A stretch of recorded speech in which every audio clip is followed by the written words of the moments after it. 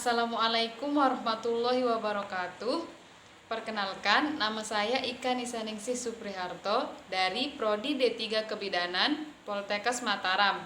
Di sini saya akan menjelaskan sedikit mengenai proses transplantasi organ menurut ajaran agama Islam. Sebelum lanjut kepada materi intinya, saya akan memperkenalkan terlebih dahulu apa yang dimaksud dengan transplantasi organ. Organ adalah kumpulan jaringan yang mendukung fungsi yang sama. Transplantasi organ adalah proses memindahkan organ tubuh dari satu manusia ke manusia lain yang membutuhkan melalui proses operasi. Organ didapatkan dari pendonor dan ditempatkan pada penerima resipien. Transplantasi organ merupakan salah satu prosedur medis yang penting dilakukan apabila organ tubuh seseorang mengalami kerusakan berat sehingga sudah tidak bisa berfungsi.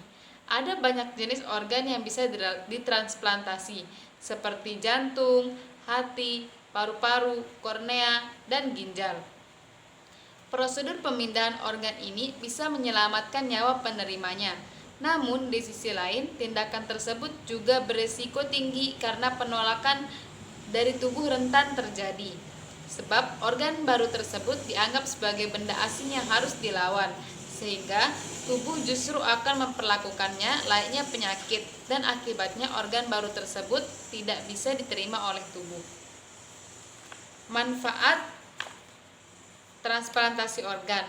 Yang pertama, menghindari proses tertentu yang memakan waktu lebih panjang seperti dialisis atau cuci darah. Meningkatkan angka harapan hidup meningkat, menjalani hidup dengan lebih sehat dan rasa sakit yang sebelumnya dirasakan bisa hilang, meningkatkan kualitas hidup, mengurangi resiko terjadinya kecacatan, mengurangi jenis operasi yang harus dilakukan, mengurangi jenis obat yang harus diminum, mengurangi waktu yang harus dihabiskan di rumah sakit. Resiko yang terjadi bila melakukan transplantasi organ. Yang pertama, komplikasi dari obat bius yang diberikan, pendarahan saat operasi, komplikasi setelah operasi semisal infeksi, peningkatan resiko infeksi akibat konsumsi obat yang harus dikonsumsi setelah transplantasi, penolakan oleh organ tubuh, dan gagal organ. Transplantasi organ dalam ajaran agama Islam. Donor organ atau transplantasi organ menurut Undang-Undang Nomor 23 Tahun 1992 tentang Kesehatan serta Peraturan Pemerintah Nomor 18 Tahun 1981 tentang bedah mayat klinis dan bedah mayat anatomis serta transplantasi alat atau jaringan tubuh manusia. Dalam pasal 1 ayat 5 undang-undang tersebut, transplantasi adalah serangkaian tindakan medis untuk memindahkan organ dan atau jaringan tubuh manusia yang berasal dari tubuh orang lain maupun tubuh sendiri dalam rangka pengobatan untuk menggantikan organ dan atau jaringan tubuh yang tidak berfungsi dengan baik. Kemudian pada pasal 33 ayat 2 undang-undang tersebut menyebutkan bahwa transplantasi organ dan atau jaringan tubuh serta transfusi darah dilakukan hanya untuk tujuan kemanusiaan dan dilarang untuk tujuan komersil.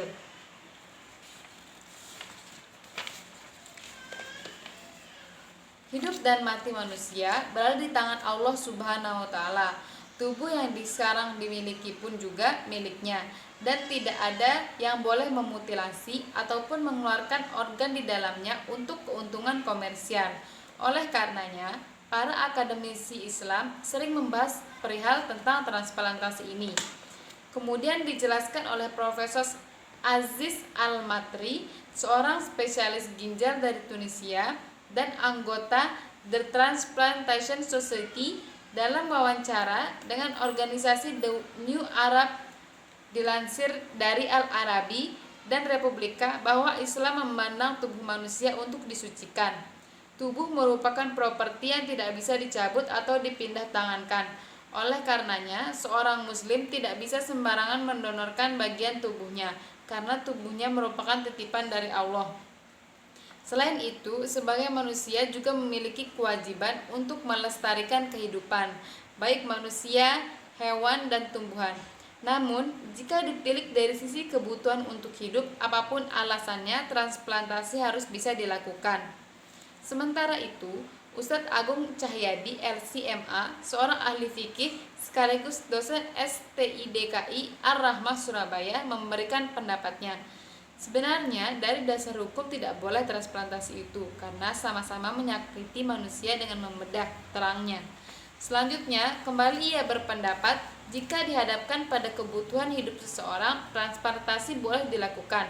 Sama seperti minum homer, memiliki kewajiban untuk melestarikan kehidupan, baik manusia, hewan, dan tumbuhan.